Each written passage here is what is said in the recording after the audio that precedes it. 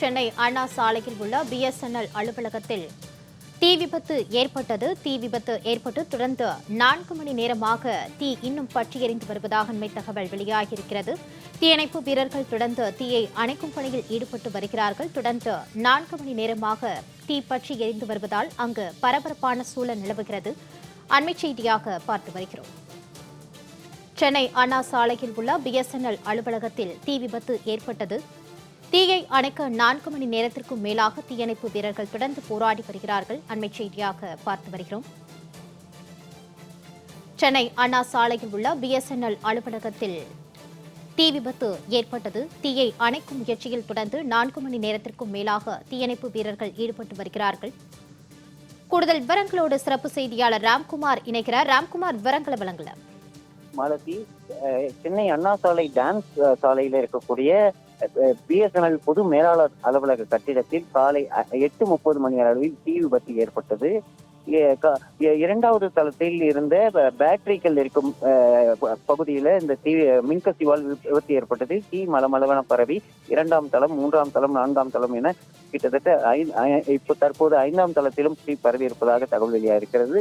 8:30 மணிக்கு தொடங்கிய இந்த தீ விபத்தானது 9:30 மணி அளவுல தான் இந்த தீயணைப்பு வீரர்கள் சம்பவ இடத்திற்கு வந்து தீயை அணைக்கும் முயற்சியில் ஈடுபட்டு வராங்க. கடந்த 4 மணி நேரமாக தீயை அணைக்கும் முயற்சியில் ஈடுபட்டு வராங்க. கிட்டத்தட்ட வேப்பேரி, எழும்பூர், திருவல்லிக்கேணிக்கேப்பாக்கம், மயிலாப்பூர் உள்ளிட்ட பல்வேறு பகுதிகளில் இருக்கக்கூடிய தீயணைப்பு வாகனங்கள்ல நூற்றுக்கணக்கான தீயணைப்பு வீரர்கள் தீயை அணைக்கும் முயற்சியில் ஈடுபட்டிருக்காங்க.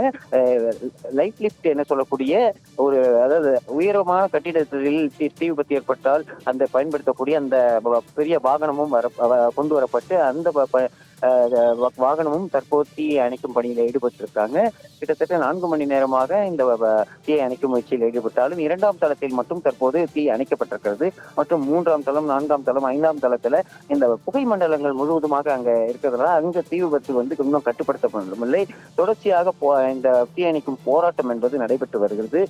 கிட்டத்தட்ட 10க்கும் மேற்பட்ட சென்னை குடிநீர் வாரிய லாரிகள் மூலம் மேலும் தண்ணீர் கொண்டு வரப்பட்டு தீ அணைக்கும் பணியில் வந்து ஈடுபட்டு வருகிறது. குறிப்பாக ஏற்கனவே மின்சார வாரியத்தோட இணையதளம் மற்றும் காவல் கட்டுப்பாட்டு அறையோட சென்னை காவல் கட்டுப்பாட்டு அறையோட இணையதளம், 108 ஆம்புலன்ஸோட இணையதளம் உள்ளிட்டவை முழுவதுமா முடங்கி இருக்கு. இதன் காரணமாக தமிழகம் முழுவதும் இருக்கக்கூடிய பல்வேறு பகுதியிலிருந்து வரக்கூடிய அவசர ஊர்தி வாகனங்களுக்கு இது புகார்கள் வந்து பெறப்படாமல் இருந்து வருகிறது. அதே போல சென்னை காவல் கட்டுப்பாட்டு அறைக்கு வரக்கூடிய 100 அவசர எண் கட்டுப்பாட்டு அறைக்கு வந்து அந்த தகவல் தொடர்பும் முழுவதுமா முடக்கப்பட்டிருக்கிறது. அதே போல தற்போது டிஜிபி அலுவலகத்தில் இருக்கக்கூடிய இணைய சேவை மற்றும் தொலை தொடர்பு சேவைகளும் வந்து முழுவதுமா முடங்கி இருக்கிறதா தகவல் வெளியாகி இருக்கு. 5ஆம் தளத்துல டிஜிபி அலுவலகத்துக்கு போகக்கூடிய தொலைத்தொடர்பு கேபிள்கள் முழுவதுமா வந்து சேதமடைந்திருக்கு.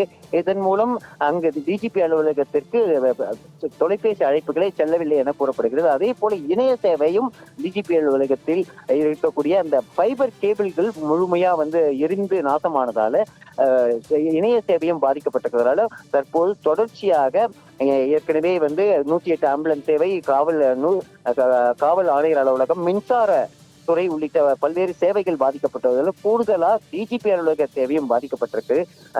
தற்போது அணைக்கும் பணியில் ஈடுபட்டிருந்தாலும் 5ஆம் தளம், 4ஆம் தளத்துல தீ பரவி இருக்கிறது. அதை அணைக்கும் முயற்சியில ஈடுபட்டிருக்காங்க. இந்த புகை மண்டலம் என்பது தற்போது சிறிதளவுக்கு கட்டுப்படுத்தப்பட்டிருக்கு.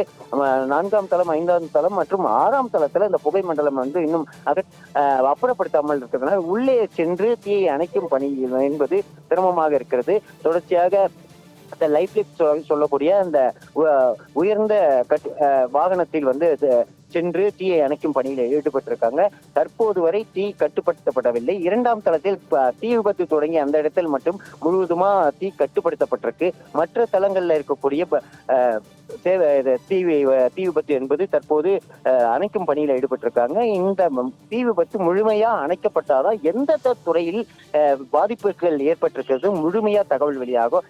ஏன்னா தமிழகத்தில் இருக்கக்கூடிய அரசு துறைகள் பெரும்பான்மையான துறைகள் பிஎஸ்என்எல் தொலைத்தொடர்பு சாதனத்தையே பயன்படுத்துகிறது.